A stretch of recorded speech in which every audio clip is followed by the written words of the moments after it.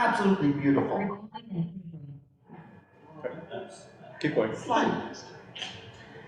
So, this was the abstract that I submitted to Peter, taking inspiration from the 19th century artist Tsutomu Yoshitoshi, who published a wildly popular series of 100 woodblock prints featuring the moon. I will present many ways that I look at the moon. How is it that every culture and every age has a fascination with the moon? And if I could read the bottom, let's see if I can remember. How is it? How do?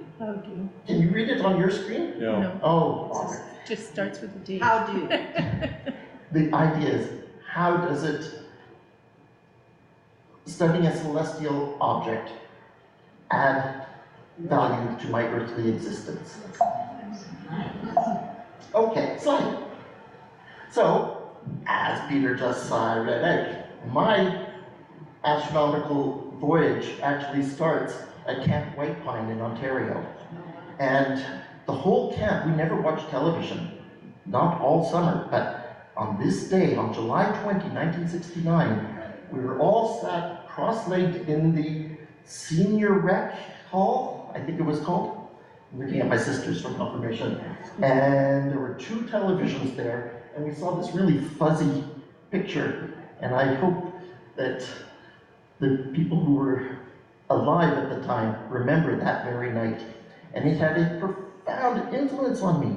I was sure that this was my calling, this was my vocation, I was going to be an astronomer. Slide. So here I am a year later, and I learned that you could watch a solar eclipse by projecting it through binoculars, and I just give the public service announcement, never view the sun through binoculars or a telescope. It will not blind you, but it will damage your eyes. Anyway, so don't do it. But here we are, 5 decades later, and I'm still crazy about the moon. Slide. Okay, you probably don't get many graphs in this venue, but I'm going to go through one of my proudest accomplishments. So we got to start off with, how do the phases of the moon work? So as I hope you realize, the moon goes around the Earth once a month. And as it does that, it is always half lit by the sun. But we don't see the side that's always lit. When it's between the Earth and the sun, we call that a new moon. It's not lit to us because it's only lit on the far side. And as it goes around, we see it get more and more of the side that is facing the Earth is lit by the sun until it's pointing, when the moon is opposite the Earth from the sun, then it's a full moon. Okay? So, slide. Go back. Unfortunately, when can you go back one? The text did not follow right, so that's an issue. But you can imagine these numbers are on top of the Oreo cookies. And so I started this, what do you call it? This system of giving a percentage to the phase. And every time I see the moon, slide, I write it in my book. And I've been doing this since 1990. Okay, so here comes the graph. And so what we have is, horizontally, is how many days since 1990. And on the vertical is the phase that I observed, and each month I add 100. And it makes a beautiful straight line. You see, I haven't done it consistently, slide, because life. So I've lived in 3 cities since that time. I've had 3 children born. When we moved to Victoria, we had 3 kids, and I was starting my job here. You can see, every once in a while I would pick it up, and then life. But by the time Hannah had left, and I had rekindled my passion for astronomy, then it's been pretty consistent since then. Slide. Oh boy, so can you see this? What I measure with this graph is that the duration of a lunar month, a lunation, is 29 and a half plus a bunch of decimal places. And it turns out, compared to what the astronomers say, it's better than 3 minutes from what you get with much better measurements, not just with looking at the moon and picking off a number just with your naked eye. Now, if I were to give a whole talk on this, there's oodles more interesting things in here.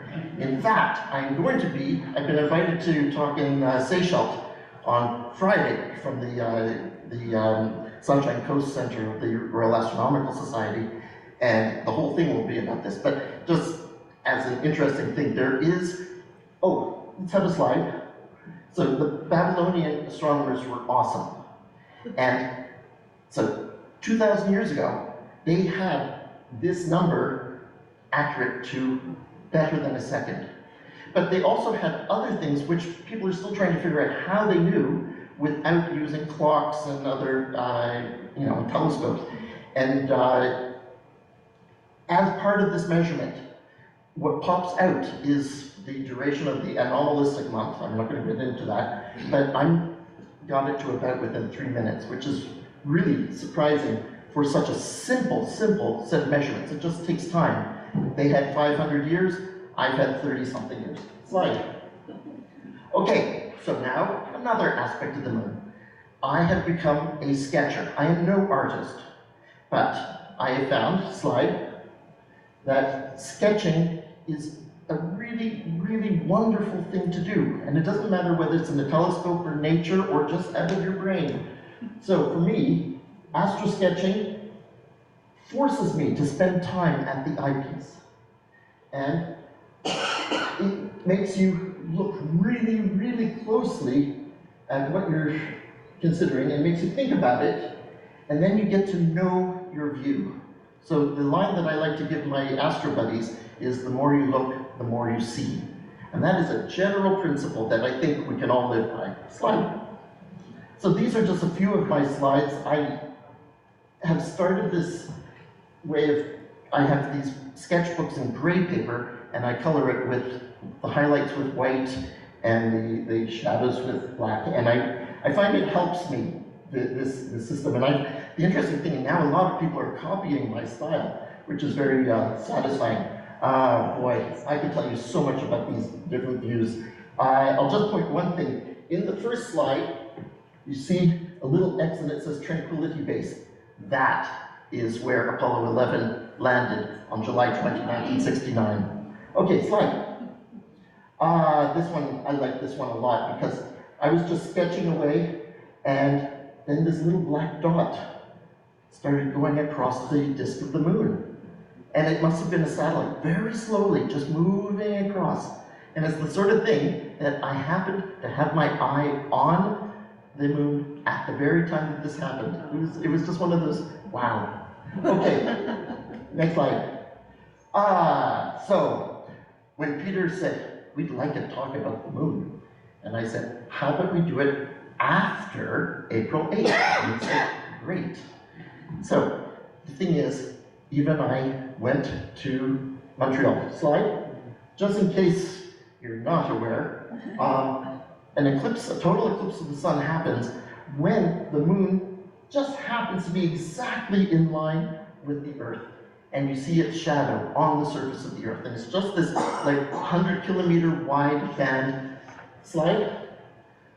And if you're not in that band, you still see something amazing. You see what's called a partial eclipse of the sun. So here we are with Eleanor, my mother, my daughter Hannah, and our friend Baby, and we're looking at the projection of the partial eclipse of the sun on the ground.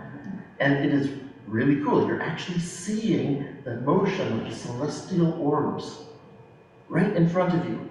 But, next slide. In 2017, of course, it was so exciting that we looked at when is the next eclipse. And so for 7 years, knowing that it's going to be in Montreal, we've been planning to go there because Eva's parents live in Montreal right under the path of totality. How could we not go? And then, to make it even better, slide, lots of our family came. So Jane and Justin, who many of you know, came from Winnipeg just for this. Like this is why they went. And you see Nomi's son Yoni on the left, Jane's son Shlomo, Ariane. So this is on the deck of Eva's parents' house. I had to shovel away the snow, but it was a really, really sunny day. It was beautiful. We were very lucky. Okay, now, I'm going to take off the microphone because I'm going to play a video. Or actually, Eva's going to play the video because it didn't download properly, but it's the sound. So just before she hits play, what you're going to hear is the 20 or so of us on the deck. And it's just 16 seconds, but what you hear first of all is what's called the diamond ring. So as the moon goes in front of the sun, then you get to this point where the only bit that comes through is between the mountains on the edge of the moon.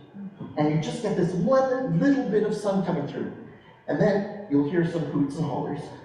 But then the moon covers the whole sun, and you see what's called the corona. This is, at the time, when the sky is dark, it's very bright, it's remarkable. It's unlike anything you've seen. There's this hole in the sky, but it's too dim to see. It's always there, but it's too dim compared to the normal disk of the sun, the photosphere.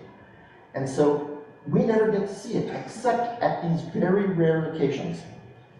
And everybody said, don't try to photograph the eclipse. Other people are going to do it better than you. Put your video on the people. Okay, so Eva's going to play this now. Listen.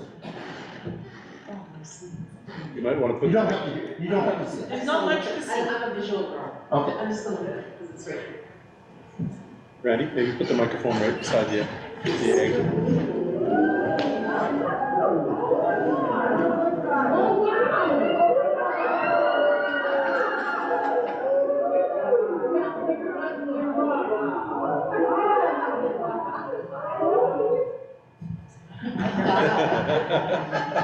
And that was just 20 people.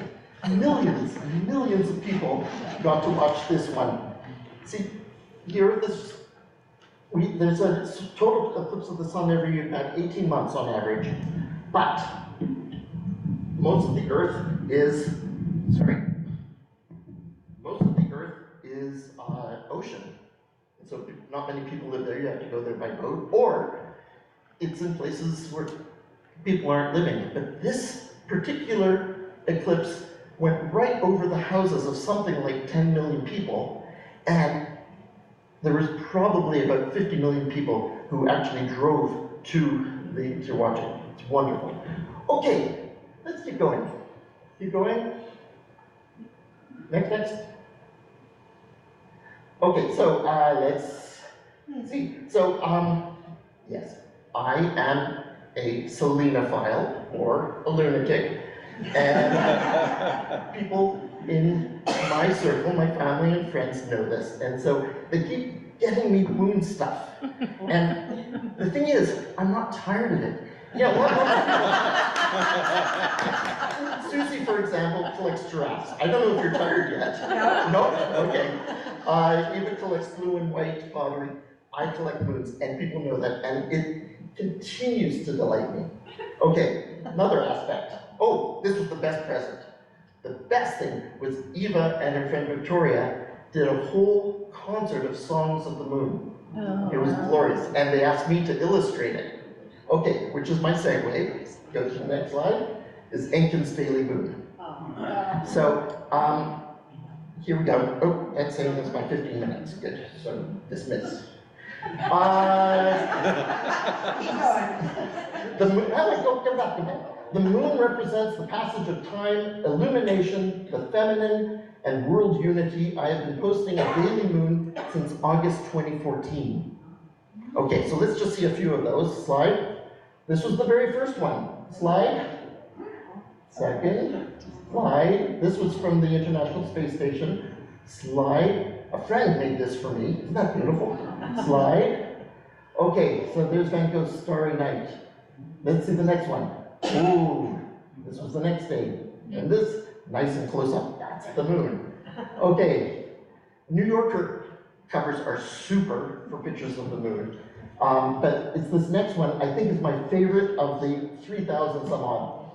Take a look at the date at the top, August 1942. And just, let's look at this.